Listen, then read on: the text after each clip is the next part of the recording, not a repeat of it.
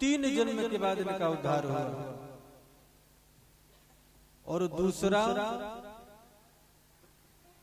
जलंधर नाम का एक राक्षस हुआ। ये कहानी सूत्र के रूप में दिखाते चले जा रहे हैं। ये राक्षस बड़ा अधर्म कर रहा है। किसके बल से जानते हो? अपने पत्नी के बल से। अब आप ये विचार करो कि पत्नी के बल से हम अत्याचार कैसे कर सकते हैं, पाप कैसे कर सकते हैं। जलंधर की पत्नी का नाम है वृंदा। वृंदा सती है, प्रतिव्रत को धर्म का पालन करती है। जलंधर धर्म का कवच पहन करके अधर्म करता है, कोई मार नहीं पाता। अब जलंधर को मारना हो तो सबसे पहले धर्म का कवच को तोड़ना पड़ेगा, तब जलंधर मरेगा। इस जलंधर नाम राक्षस से शंकर जी कितनों बार युद्ध किए हैं, लेकिन मारा नहीं। जो धर्म को आड़ में अधर्म करे उसे भी रावण बनना पड़ता है। धर्म के आड़ में हम अधर्म न करें। आजकल देखिए दुनिया में हमारे नाम क्या चल रहा है? दुर्गा पूजा, ये पूजा और यो पूजा। हम नाम नहीं लेंगे, लेकिन नवरात्रि आती है तो दुर्गा पूजा पर क्या क्या होता है, लेकिन अंदर डीजे लगता है तो डिस्को डांस चलता है। अच्छी बात है। नाम क्या है? दुर्गा पूजा।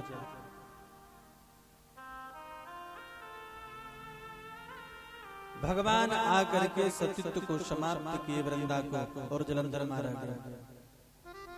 किसी ने कहा भगवान को ऐसा करना नहीं चाहिए।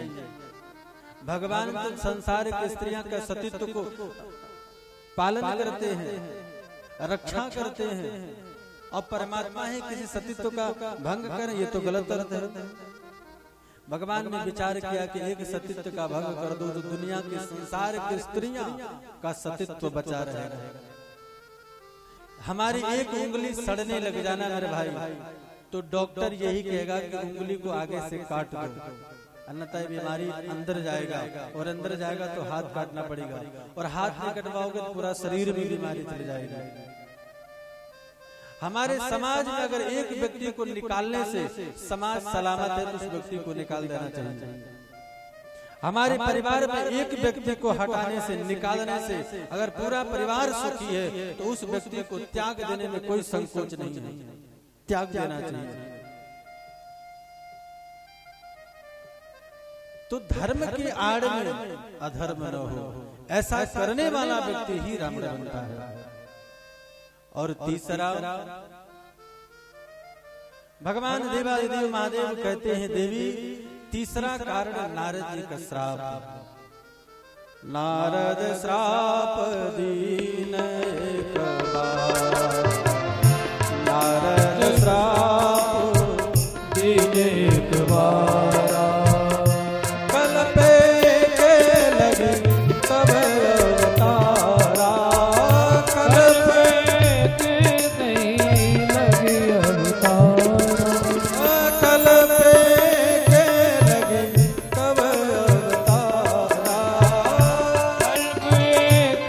नहीं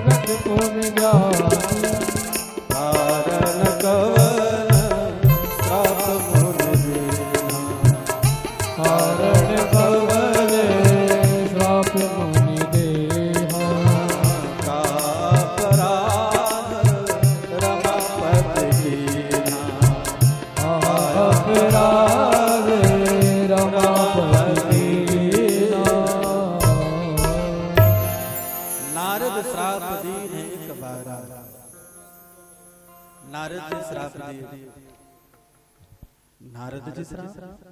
हाँ, गिरिजा चकित भाई सुनी बात। जय विजय की कथा हुई तो उतना इंटरेस्ट नहीं था, जलंधर की कथा कहे फिर भी नहीं थे, लेकिन जब भगवान भोलेनाथ कहे कि नारद जी ने श्राप दिया, गिरिजा बड़ा सुंदर नाम है, जानना गिरिजा, पर्वत कितने हैं,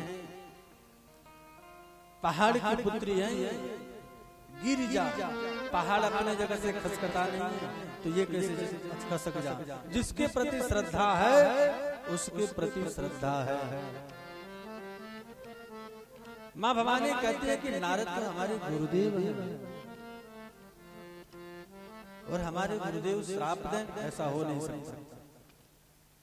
क्यों? क्योंकि मेरे गुरुदेव ज्ञानी हैं, भक्त हैं, वो भगवान को भला श्राप क्यों देंगे? और महाराज मेरे गुरुदेव की बात तो बता रहे हो कि नारद जी श्राप दिए, लेकिन ये नहीं बता रहे हो आप कि भगवान गलती क्या किए थे। का अपराध रमापति की ना, मानो माँ भवानी कह रही हैं कि मेरे गुरुदेव गलती नहीं कर सकते, भगवान कुछ न कुछ गलती किए होंगे, कोई अपराध उनसे हुआ होगा, तब जाकर के नारद जी श्राप दिए। तुम भगवान की गलती को तो छुपा रहे हो आप, और मेरे गुरुदेव की गलती बता रहे हो। महाराज ये कथा में विस्तार पूर्वक सुनना चाहता हूँ, मुझे सुनना है। शंकर जी बड़े जोर से मुस्कुराए, वाह देवी, जय हो आपकी। गुरुदेव में इतनी निष्ठा, इतना प्रेम, लेकिन देवी निष्ठा रखना उचित है, लेकिन एक बात समझ जाओ, ये दुनिया सब परमात्मा का खेल है। मारने वाला है भगवान, बचाने वाला है भगवान। राई ते पर्वत करे, पर्वत राई मान। कब नीचे वाले को ऊपर चढ़ा दे और कब ऊपर वालों को नीचे आए, सब उसके हाथ में है देवी। बोले बेहसी महेश तब, ज्ञानी मूढ़न को, जही जस रघुपति करही, तब सोते छनो। देवी, इस दुनिया में कोई ज्ञानी नहीं है, कोई मूर्ख नहीं है, कोई गरीब नहीं है, कोई धनवान नहीं है, सब कुछ कराने वाला ऊपर वाला है। वो चाहे तो मूर्ख को ज्ञानी बना दे, और वो चाहे तो मूर्ख ज्ञानी को कब मूर्ख बना दे, कब पता ही नहीं चलता है उसे। सब उसके हाथ में। यह जीवन एक पतंग, डोरी राम जी के हाथ। आपने देखा पतंग, बच्चे पतंग उड़ाते हैं, पतंग तो दिखता है, लेकिन डोरी नहीं पता चलता है, डोरी दिखता ही नहीं। कभी पतंग दूर ऊपर जाती है और कभी नीचे आ जाती है। ये जीवन तो ही है। यह जीवन एक पतंग, डोरी राम जी के हाथ।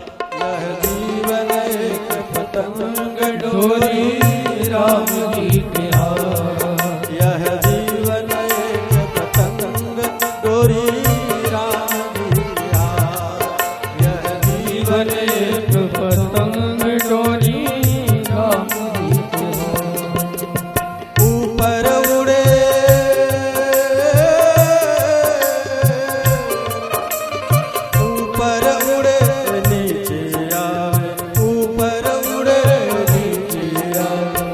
मन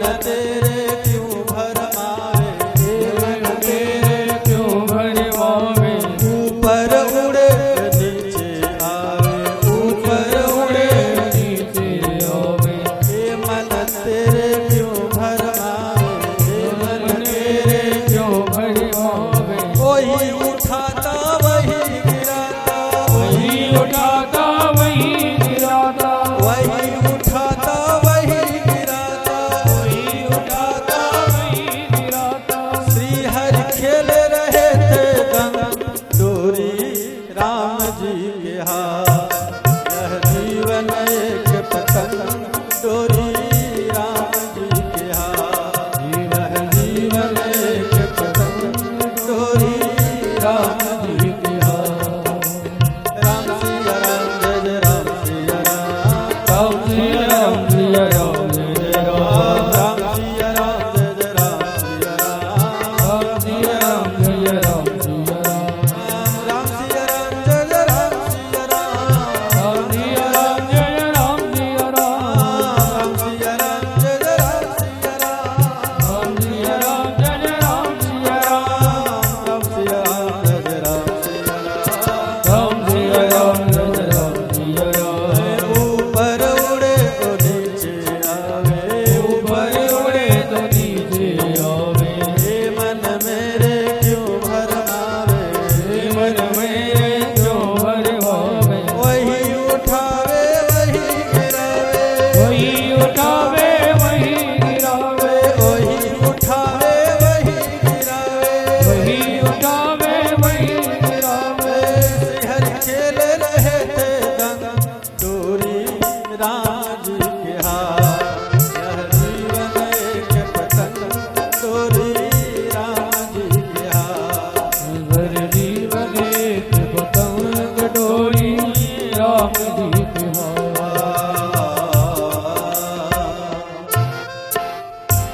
जीवन राम के हाथ में मेरे भाई, और कल्याण तभी है जब हम उनको सौंप दें। हम जब आरती गाते हैं तो क्या गाते हैं? तेरा तुझको अर्पण, क्या लागे मेरा, कहते कि नहीं कहते हैं? लेकिन हम केवल कहते हैं, करते नहीं। महात्मा लोग जाते हैं घरों में और कहते हैं महाराज, हाथ पकड़ करके चेला कहेंगे महाराज घर देख लीजिए, घर देखेंगे, और जैसे घुसेंगे कहेंगे महाराज ये कमरा है, फलाना कमरा है, ये कमरा है। ऊपर जाएंगे कहेंगे महाराज ये पत्थर है ना, राजस्थान से मंगवाए थे हम। महाराज ये देखो ये चीज बॉम्बे से मंगाया था।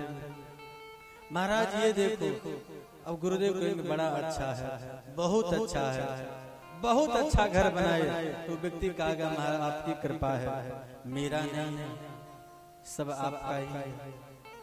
कहोगे कि नहीं कहोगे? आप कहोगे महाराज मेरा नहीं आपका है। और महात्मा लोग होते हैं बड़े मस्त, कहते हैं मेरा है, 2 कमरा रजिस्ट्री कर दो, कल से मैं आ रहा हूँ रहने के लिए। करोगे आप? हमारे भैया संतोष जी बैठे हैं सामने, मुझे बात याद आ रही है। पिछले वर्ष कथा दूसरे वर्ष हो रही है, तीसरे वर्ष 1 साल गैप हुआ था शायद कोरोना महामारी के चलते। भैया संतोष जी के घर गए थे हम लोग।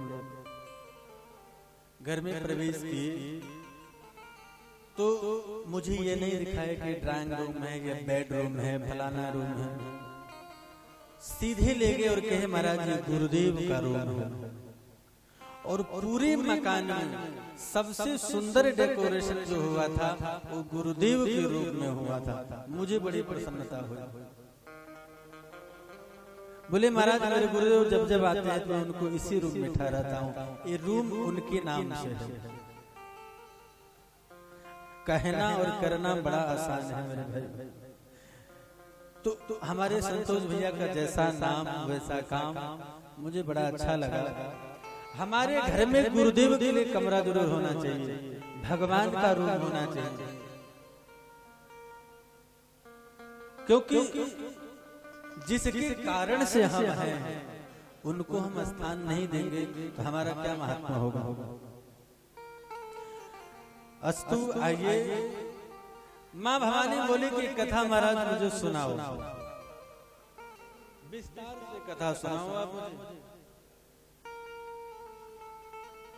भगवान देवादिदेव महादेव कथा प्रारंभ करते हैं। कहते हैं एक बार नारद जी का मन हुआ तप करने के लिए, तपस्या करने के लिए हिमगिरी पर्वत में चले गए। सुंदर मनमोहक दृश्य देखा, पर्वत इत्यादि मनमोहक दृश्य देखा तो मन में वैराग्य उत्पन्न हुआ, तप करने का मन हुआ। मैं आपको कल भी कहा था कि आदमी बनाने की आवश्यकता नहीं है, वातावरण हम निर्मल करें, जीव तो निर्मल है ही है। हमारा मन वैसा ही बनता है जैसा वातावरण हो। आप डिस्को डांस में जाएं, डिस्को डांस में चले जाएं तो आप न चाहते हुए ठुमका लगाने का मन हो ही जाएगा कि चलो एक बार कर ही देता हूं। और किसी मंदिर के प्रांगण में जाओ आप, भले आप जिंदगी में कभी न किसी के सामने झुके हो, लेकिन दुनिया झुक रही है, दुनिया लेट करके भगवान को माथा प्रणाम कर रही है, तो आपका भी मन होगा अलाओ मैं भी माथा टेक ही लेता हूँ।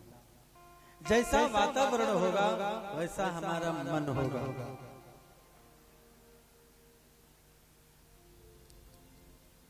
नारद जी भी का मन हुआ तप करने के लिए, लेकिन तप कर पाए। नारद जी को एक श्राप लगा है कि 2 घड़ी से कहीं ज्यादा ठहर नहीं सकते, तो जो ठहर नहीं सकता वो बैठ करके तब कैसे करेगा, कर नहीं सकते। श्राप क्यों मिला? कर्म का फल। श्राप मिला कर्म का फल। राजा दक्ष ने श्राप दे दिया कि महाराज 2 घड़ी से ज्यादा रुको नहीं। कर्म का फल मिला, कर्म का फल भोगना पड़ता है। अवश्य कर्म भोक्तव्यम कृतम कर्म शुभाशुभम, जैसा भी हो हमें भोगना ही पड़ता है, बिना भोगे कल्याण नहीं। अगर हम गलती से किए हैं तो गलती से सजा आपको मिलेगी, जानबूझ करके किए हैं तो जानबूझ करके सजा मिलेगी।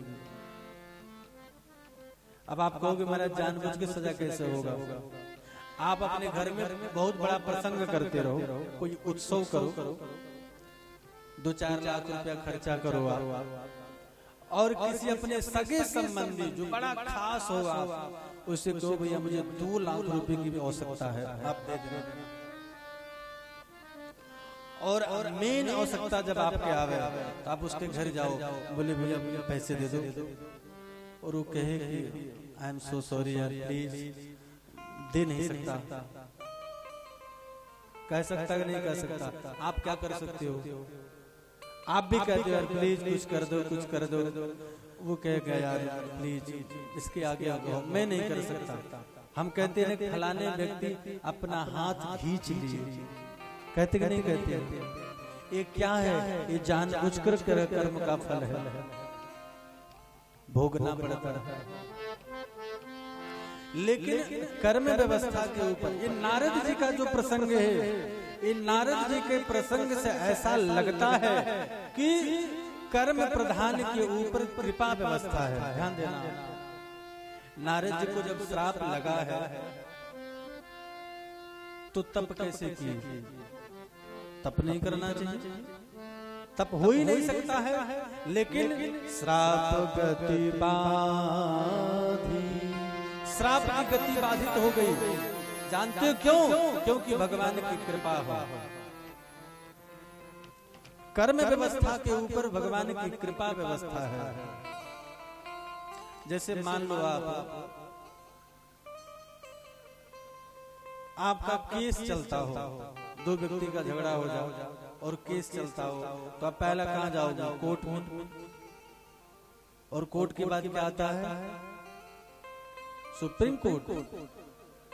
सुप्रीम कोर्ट में जाओगे और वहां पर भी आप हार गए तो कहाँ जाओगे? आप हाई कोर्ट यही जाओगे ना, अगर वहां आपको जज ने सुना दिया मृत्यु दंड,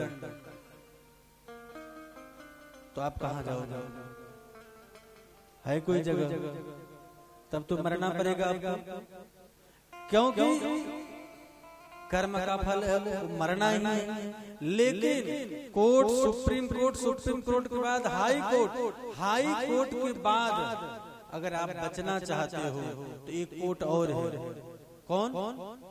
राष्ट्रपति। अगर अपनी जीवन यात्रा, जीवन भिक्षा मांगने के लिए राष्ट्रपति के पास जाएं, पत्र लिखें और राष्ट्रपति चाहे तो हाई कोर्ट के दिए हुए उस अपराध को समाप्त कर सकता है। कर सकता है कि नहीं कर सकता है? तो भगवान की जो कृपा है वो राष्ट्रपति की तरह है। हमारा जब कर्म बिल्कुल शून्य हो जाए तो भगवान चाहे तो अपनी कृपा शक्ति से उसे बचा सकते हैं। जानकी नाथ सहाय करे तब कौन बिगाड़ करो नर तेरो। जब वो कृपा कर देना तो आप चाहे कुछ भी करो, कोई बिगाड़ नहीं सकता मेरे भाई। इसलिए मुझे ऐसा लगा कि कर्म व्यवस्था के ऊपर एक ऊपर व्यवस्था है भगवान की कृपा। बड़े बड़े कानून प्रभु की बड़ी बड़ी मर्यादा, बड़े बड़े कानून प्रभु की बड़े बड़े मर्यादा,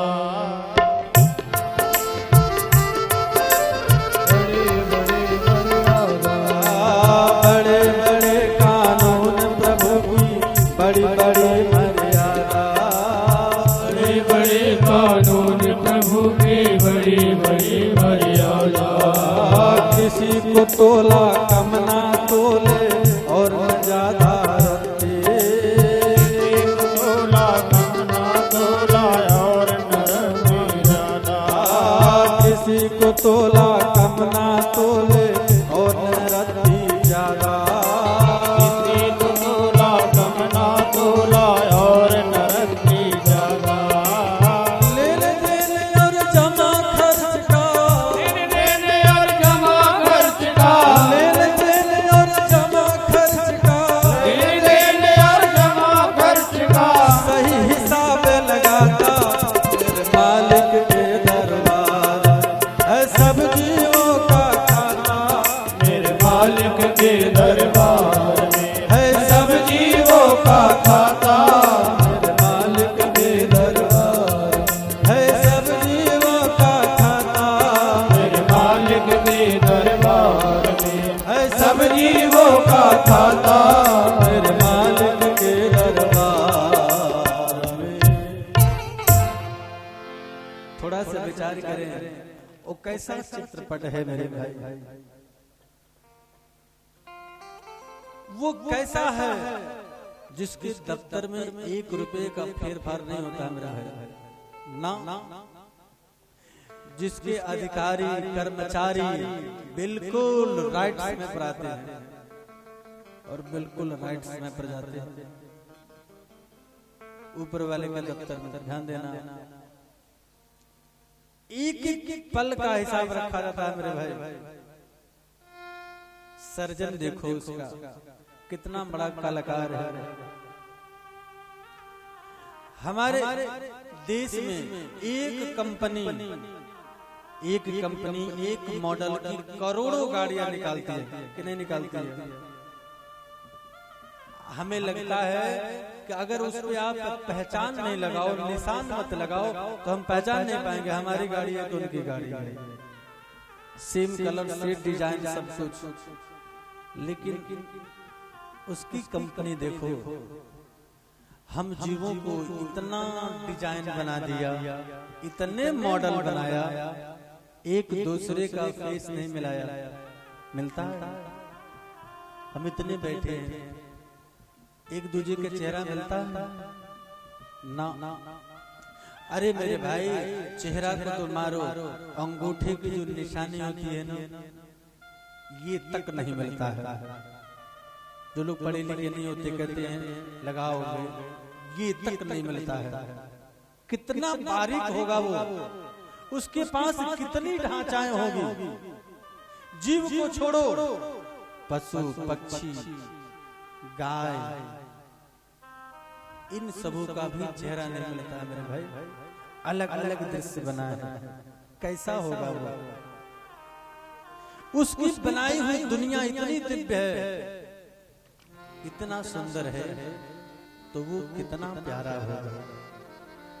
कभी एकांत में बैठ कर ये बात सोचना, हृदय में आनंद आएगा कि मेरा ठाकुर कितना प्यारा होगा, कितना सुंदर होगा। नाम तुम्हारा तारनहारा, नाम तुम्हारा तारनहारा, कब तेरा दर्शन होगा। जिसकी रचना इतनी सुंदर, वो कितना सुंदर होगा। तुम्हारा तारनहारा, अब तेरा दर्शन होगा। जिसकी रचना इतनी सुंदर, वो कितना सुंदर होगा। नाम तुम्हारा तारनहारा, कब तेरा दर्शन होगा। जिसकी रचना इतनी सुंदर, वो कितना सुंदर होगा। नाम तुम्हारा तारनहारा, कब तेरा दर्शन होगा। जिसकी रचना इतनी सुंदर, वो कितना सुंदर होगा।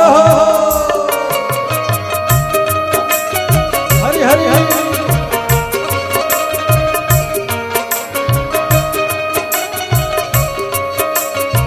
हरि हरि हरि।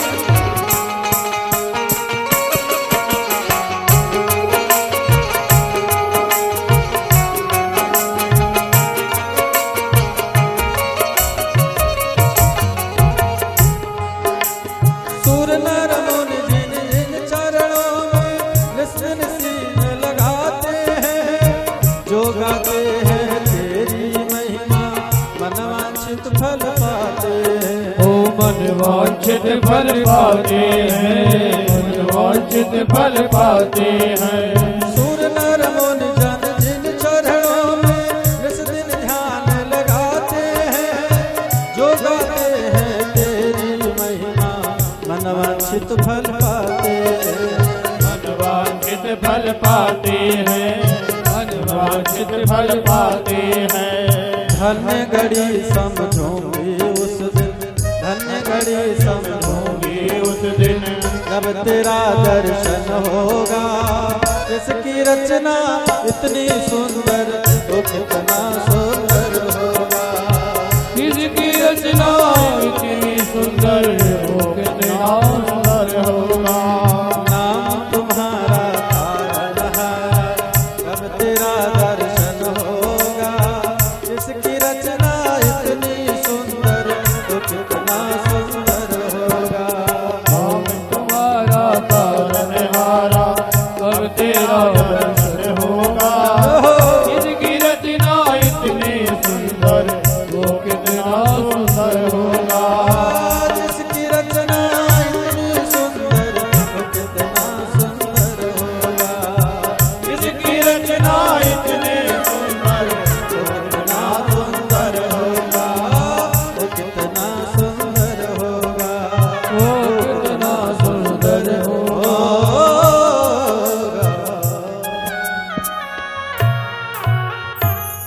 वो कितना सुंदर होगा मेरे भाई। हमारा एक एक पल का जो भी हम करते हैं सब हिसाब है, और उस हिसाब का फल हमें भोगना पड़ता है मेरे भाई। नारद जी की समाधि लग गई, भगवान की कृपा हुई, श्राप की गति बाधित हुई और समाधि लग गई। जब समाधि लगी, देवराज इंद्र परेशान हो गए। देवराज इंद्र को लगा कि नारद जी तप कर रहे हैं, तपस्या कर रहे हैं, किसके लिए कर रहे हैं? महात्मा है, इनको घर की चाहना है नहीं, पैसे की चाहना है नहीं, ये महात्मा इनको क्या चाहिए? शायद हमारी गद्दी की मनोकामना हो गई हो, कुर्सी पाना चाहते हो। देवराज इंद्र की कुर्सी हिलने लगी।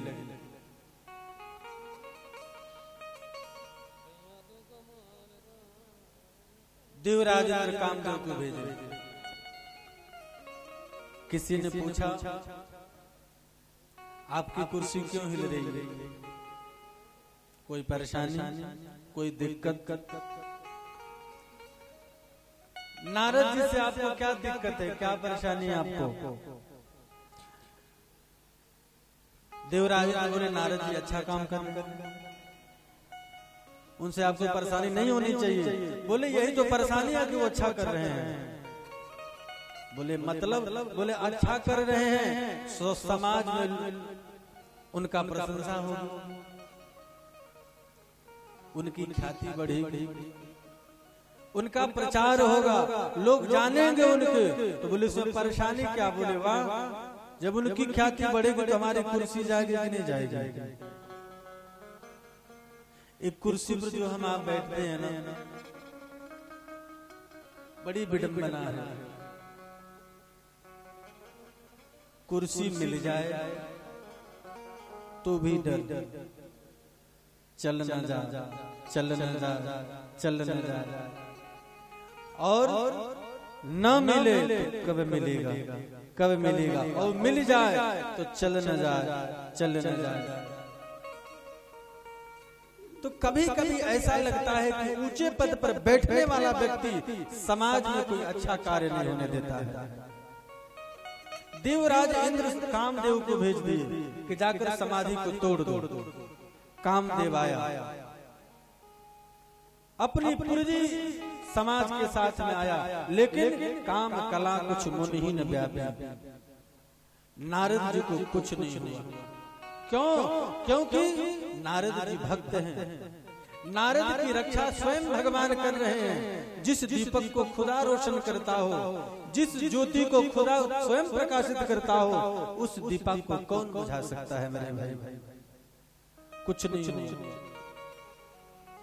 जब काम कला कुछ मुनिहीन व्यापी, तब क्या हुआ जानते हो?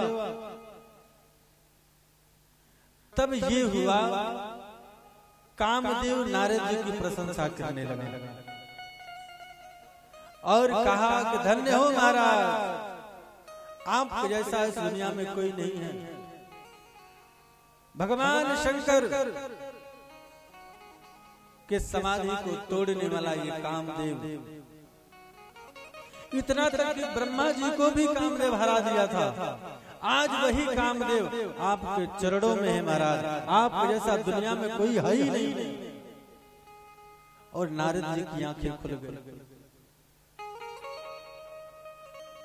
काम कुछ नहीं बिगाड़ पाया, लेकिन प्रशंसा बिगाड़ दी।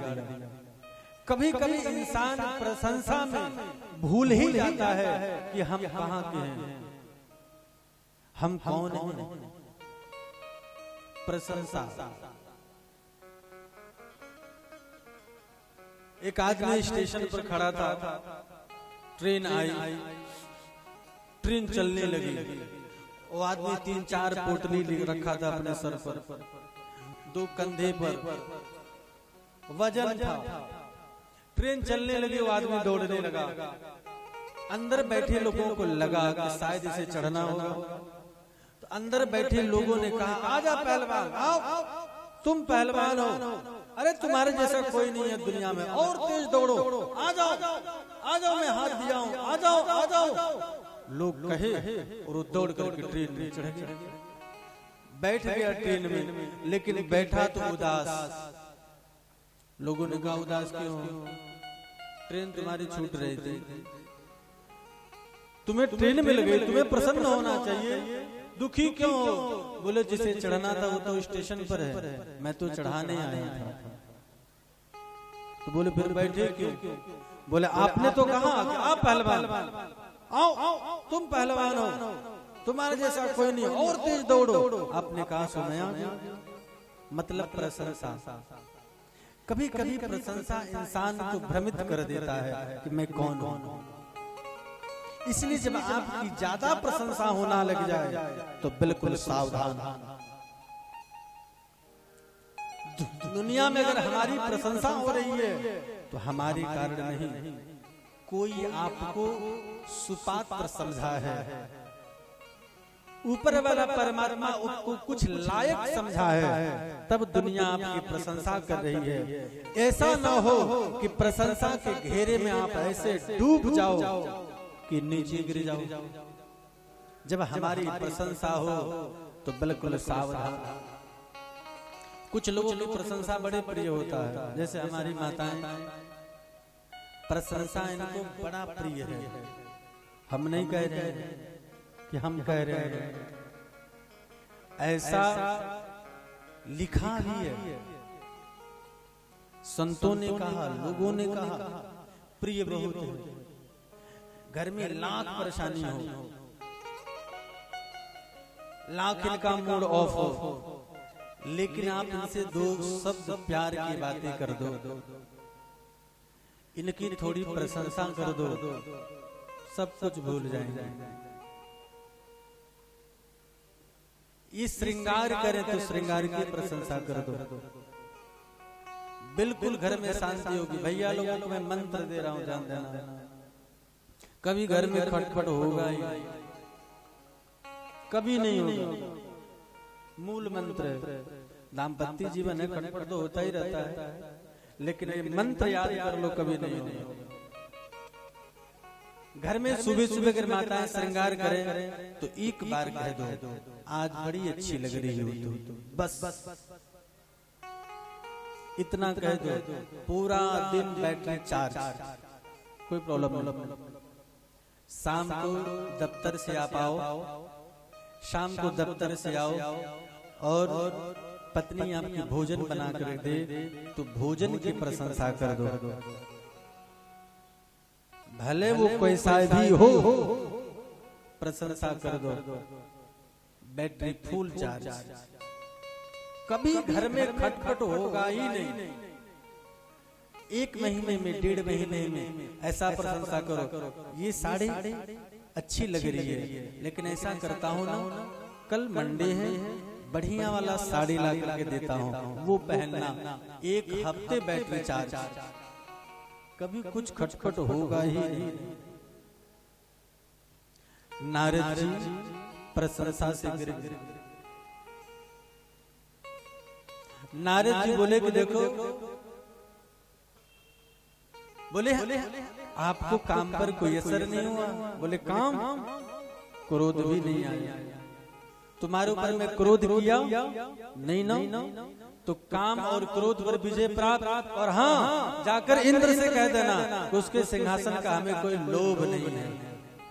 तो 3 चीज विजय मिला, काम, क्रोध और लोभ, तीनों पर विजय प्राप्त कर लिया। तीनों पर विजय प्राप्त हो गया, लेकिन अहंकार ने तीनों को सत्यानाश कर दिया। नारद जी कुछ दिन के बाद में विचार करने लगे, अब तो दुनिया में प्रचार हो गए होंगे, फेसबुक और ट्विटर पे और इतने पे फॉलोवर बढ़ गए होंगे, हमारे कितने फ्रेंड हो गए होंगे। हाँ, आज एक गांव का छोटा सा लड़का कहता है हमारे पास 380 फ्रेंड हैं। कहता कि नहीं कहता है? आप चकित हो जाओगे, 380 फ्रेंड कहाँ है इसके? गांव में इतने बच्चे ही नहीं है। बोले यहाँ पर नहीं, फेसबुक पर। कहेंगे नहीं कहेंगे? नारद जी को लगा कहीं कुछ चर्चा नहीं हो रही है, मैंने इतना बड़ा यज्ञ जीता। बोले कहाँ चले? बोले शंकर जी के पास।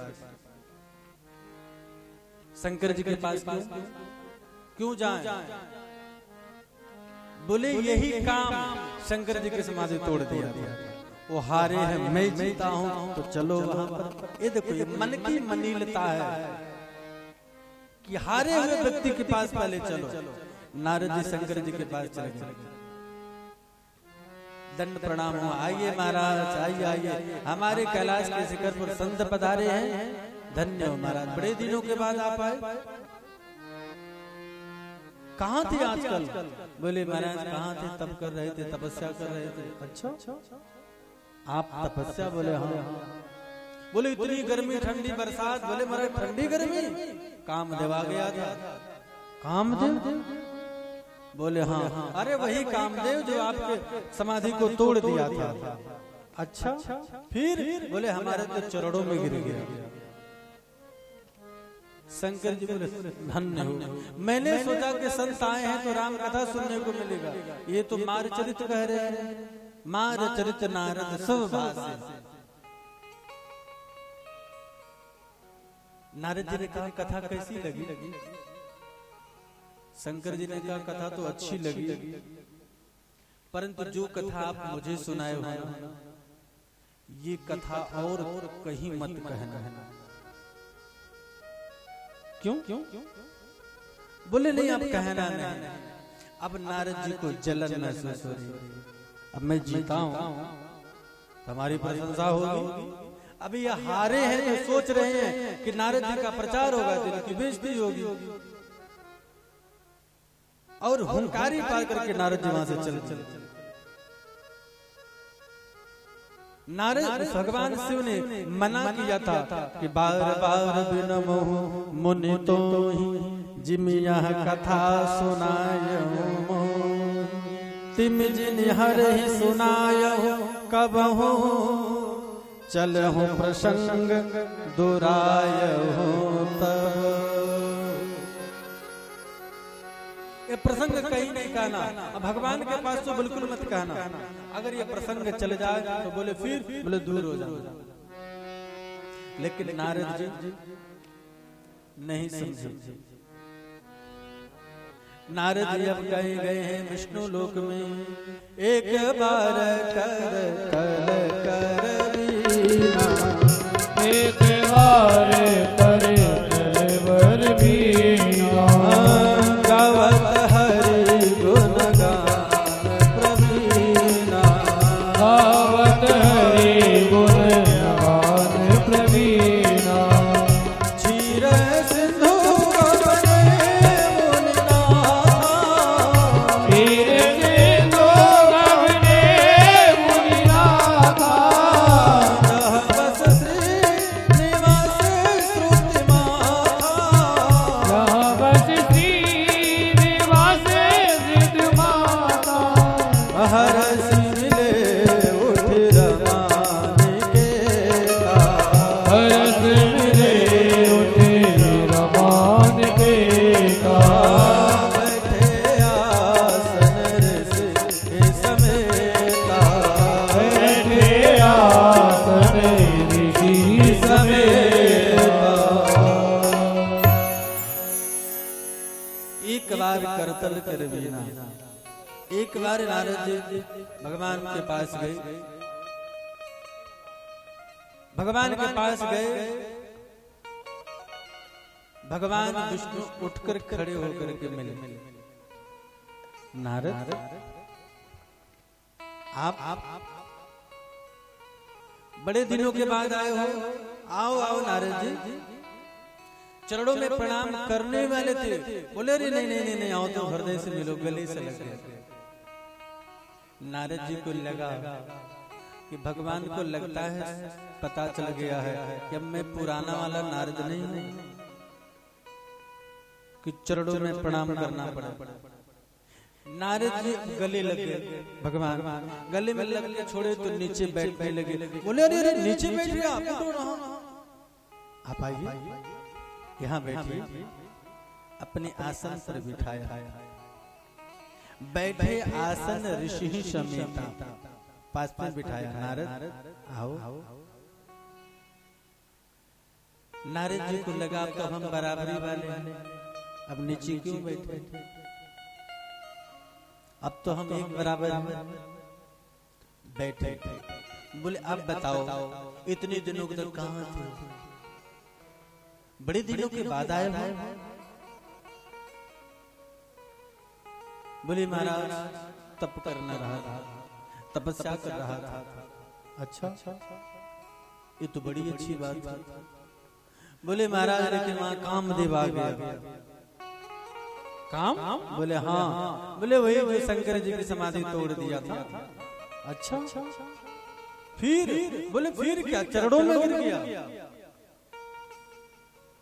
भगवान बोले वाह नारायण, अरे काम की क्या हिम्मत जो तुम्हारी समाधि तोड़। अरे एक साधारण आदमी किसी गुफा में बैठ करके नारद नारद नारद नारद का जप करे तो भी काम कुछ नहीं बिगाड़ सकता। नारद जी को लगा कि पहले नारायण नारायण से काम जीता जा सकता था, अभी नारद के नाम से जीता जा सकता है। अभिमान। नारद जी बोले महाराज सब आपकी कृपा है। नारद कहूं सहित अभिमाना, नारद कहूं सहित अभिमाना, कृपा तुम्हारी सकल भगवान। इसमें दो शब्द है, ध्यान रखना। नारद कहूं सहित अभिमाना, अभिमान अभिमान है ना, और कृपा तुम्हारी एक कपट है, कृपा तुम्हारे सकल भगवान, आपकी कृपा है। बोले मेरी कृपा नहीं। बोले नहीं नारद है। मिलकर के नारद जी विदा हो गए। भगवान को लगा कि नारद जी के अंदर अहंकार रूपी विश्व वृक्ष उत्पन्न हो गया है। लक्ष्मी जी बोले कि प्रभु नारद जी के अभिमान को आपने और क्यों बढ़ाया। नारद भक्त हैं, आपके बेटे हैं, और बढ़ाया आपने। अब ध्यान देना, भगवान नारद जी के साथ कुछ गलत व्यवहार किया, छल किया, ऐसा नहीं। नारद जी का विवाह नहीं होने दिए भगवान।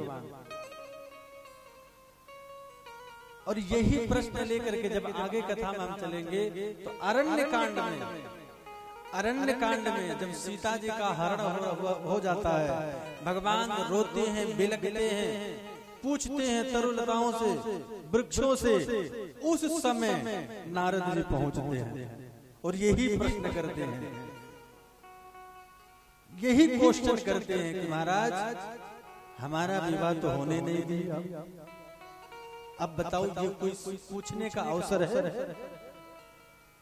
लेकिन वो पूछ रहे हैं कि महाराज हम विवाह करना चाहते थे तो आप करने नहीं दिए, और शंकर जी विवाह करना नहीं चाहते थे, वो नहीं करना चाहते थे, लेकिन आपने जबरदस्ती करवा दिया।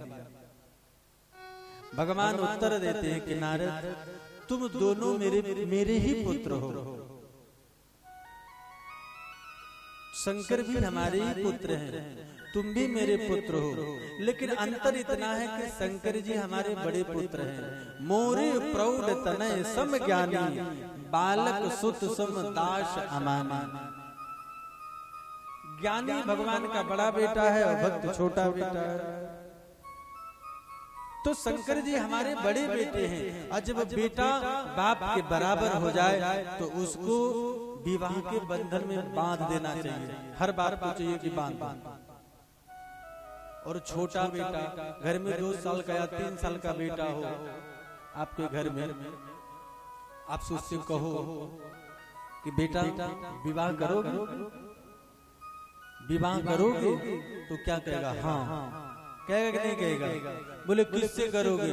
सामने माँ बैठी होगी, बोले मैं मम्मा से विवाह करूंगा, कहेगा ना? तो शंकर आज भगवान यही कह रहे हैं। माया कौन है? भगवान मायापति हैं। भगवान के पत्नी का नाम माया है, और उसी माया को भगवान विश्वमोहिनी बनाए हैं, और उसी विश्वमोहिनी के साथ नारद जी का राम विवाह करेंगे। तो माया भगवान नारद की माँ हुई कि नहीं हुई? तो भगवान कहते हैं कि नारद तुम बहुत छोटे हो, जिस दिन तुम विश्वमोहिनी से हमारी माया से तुम कहे कि मैं विवाह करूंगा, उस दिन मैं समझ गया कि तुम भी बहुत छोटे हो, जब बड़े होगे तब मैं तुम्हारा विवाह करूंगा, अभी तुम बहुत छोटे हो। नारद जी वहां से चले। नारद जी जब चले, भगवान अपने माया को पीछे से छोड़ दिए। भगवान की माया कौन है? सारे जग को रही, सारे जग को रही नचाय, हरि माया जादूगरनी। सारे जग को रही नचाय, हरि माया जादूगरनी। सारे जग को रही नचाय, हरि माया जादूगरनी। सारे जग को रही नचाय, हरि माया जादूगरनी। हरि माया जादूगरनी, हरि माया जादूगरनी। हरि माया जादूगरनी, हरि माया जादूगरनी। सारे जग को रहे नचाय, हरि माया जादूगरनी। सारे जग को रही नचाय, हरि माया जादूगरनी। सारे जग को रहे नचाय, हरि माया जादूगरनी। सारे जग को रही नचाय, हरि माया जादूगरनी।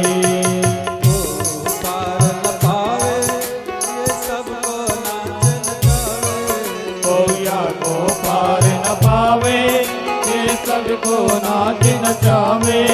कोया को पार न पावे, ये सबको नाच नचावे। कोया को पार न पावे, ये सबको नाच नचावे। दुख में सुख को हरसाय, हरि माया जादूगरनी। दुख में सुख को हरसाय, हरि माया जादूगरनी। हरि माया जादूगरनी, हरि माया जादूगरनी। हरि माया जादूगरनी, हरि माया जादूगरनी। सारे जग को रहे नचाय, हरि माया जादूगरनी। सारे जग को रहे नचाय, हरि माया जादूगरनी।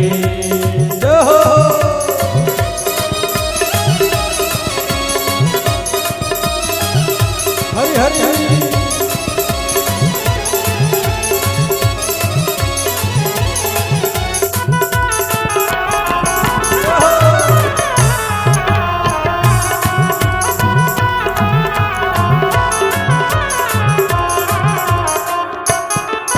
जाके बस बेचारा चर नाचे, कौन कृपा पात्र जन माचे।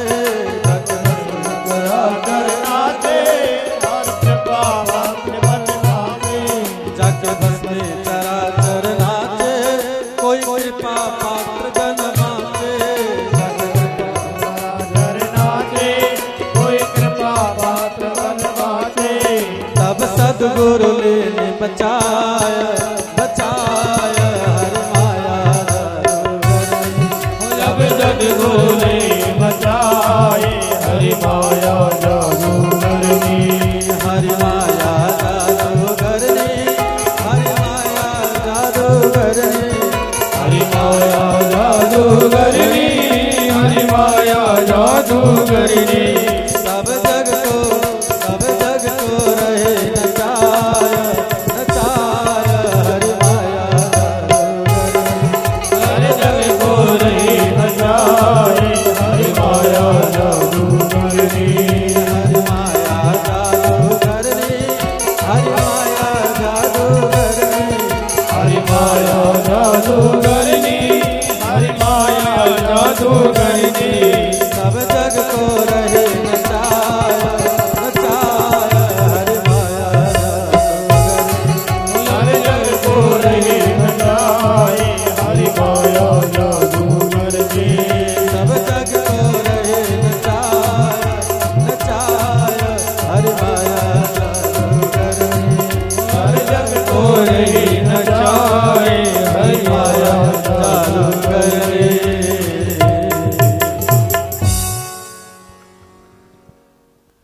भगवान के पास हम जाएं, भगवान के पास जाकर के हम अगर कुछ मांगे तो भगवान यही कहेंगे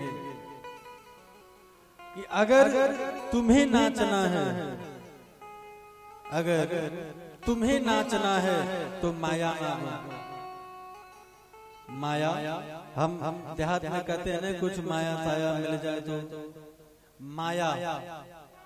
अगर खुद नाचना है तो माया मांगो, और भगवान को नचाना है तो भगवान की भक्ति मांगो। भक्ति के कारण भगवान नाचते हैं और भगवान के माया के कारण जीव नाचता है। माया चली, मार्ग में एक बहुत बड़ा राज्य बना, महल बन के तैयार हो गया। राजा महाराजा बड़े बड़े आए। वहां के जो मुख्य राजा है वो शील निधि राजा है, और शील निधि के राजा के कन्या के रूप में अपनी माया को स्थापित किया, जिसका नाम है विश्व मोहिनी। नारद जी गए, मार्ग में एक बहुत बड़ा राज्य आया। नारद जी बोले मैं जब गया था तो ये सब नहीं मिला था, अभी मिल रहा है। लोगों से पता किया, बोले यहाँ के राजा शील निधि हैं, उनकी बेटी का नाम विश्व मोहिनी है, कल उनके बेटी का स्वयंवर है, इसीलिए राजा महाराजा आए हैं। नारद जी ने कहा चलो राजा से मिल लेंगे और उनकी बिटिया को आशीर्वाद दे देंगे। नारद जी चले गए, ये सब माया है। नारद जी गए, शील निधि आए, चरणों में प्रणाम किए, बैठाए, अपने बेटी को बुलाए और कहे महाराज मेरी बेटी का हाथ रेखा देखो, हाथ देखो। हमारे जब घर में महात्मा लोग आते हैं, संत लोग आते हैं, तो हम सबसे पहले काम करते महाराज हाथ देखो, कुछ देखो। सब गड़बड़ हो रहा है आजकल, कोई काम नहीं बन रहा है, सब बिगड़ा हुआ है। कुछ तो हाथ दिखाओ, कुछ करो। लेकिन मैं बता दूं, भगवान की सेवा रोज करो, हाथ की रेखाएं अपने आप सीधी हो जाएगी, कुछ नहीं होने वाला। शालिग्राम जानते हो अपने शालिग्राम भगवान, शालिग्राम भगवान को रोज स्नान कराओ, और स्नान करके हाथ में घी लो और ठाकुर जी को ऐसे मल के खूब उनकी सेवा करो। हाथ की रेखाएं बदल न जाए तो मेरा नाम बदल लेना। शालिग्राम भगवान में इतनी शक्ति है मेरे भाई। बोले महाराज बिटिया का हाथ देखो, और हाथ क्या देखना, नारद जैसे विश्व मोहिनी को देखे, इतनी सुंदर कन्या हो। नारद जी ने देखा इतनी सुंदर कन्या तो मैंने जीवन में देखा ही नहीं। सुंदर हो क्योंकि भगवान का माया। बोले इतनी सुंदर कन्या, ऊपर से नीचे तक देखे। शील निधि को कहना पड़ा महाराज हाथ देखो आप। बोले हाँ हाँ। हाथ देखने लगे तो उसमें ये लिखा था कि इसको वर्ण करने वाला अजर अमर होगा, इसका विवाह उसके साथ होगा जो अजर अमर होगा, जो इसके युद्ध में कोई जीत नहीं सकता। ये सारी बातें उसमें लिखा था। लेकिन नारद जी ये समझ रहे थे कि जिसके साथ वर्ण होगा वो ऐसा बन जाएगा। तो नारद जी मन में विचार करने लगे कि काम क्रोध लोभ तो मैं जीत ही लिया हूं, भगवान बनने में अगर कसर है तो ये कन्या, अगर ये कन्या मिल जाए तो मैं विश्व विजेता बन जाऊंगा, फिर किसी चीज की कमी नहीं। बोले फिर विवाह होगा कैसे? विवाह तो उसका होता जो सुंदर होता है। भाई स्वयंवर है, देख करके इधर उधर की बातें बने और चलते बने। शील निधि ने कहा कि महाराज रुक जाओ। बोले महाराज टाइम नहीं है। अब टाइम कहाँ से होगा जब खुद विवाह करने के राजी नहीं। बाहर निकलेंगे, व्यवस्था सोचेंगे, विवाह से थोड़ी हो जाता है। बाहर निकलेंगे कुछ ना कुछ सोचना तो पड़ेगा। बोले नहीं अब हमको जाने दें आप। बोले ठीक है महाराज। बाहर निकले, जब बाहर निकले तो मन में विचार करने लगे कि वो कन्या हमें मिलेगी कैसे। भगवान विष्णु को तो लक्ष्मी जी मिल गई, इसलिए मिल गई कि भगवान भुवन सुंदर है। भगवान के जैसा सुंदर दुनिया में कोई नहीं है। इसलिए तो लक्ष्मीपति बन गए। लेकिन हम कैसे बनेंगे? हम तो ठहरे बाबा जी, न रूप न रंग न धन न दौलत। कोई अपनी बेटी क्यों देगा हमें? कहाँ जाऊं, किधर जाऊं, किससे कहूं? फिर याद आया कि मेरे प्रभु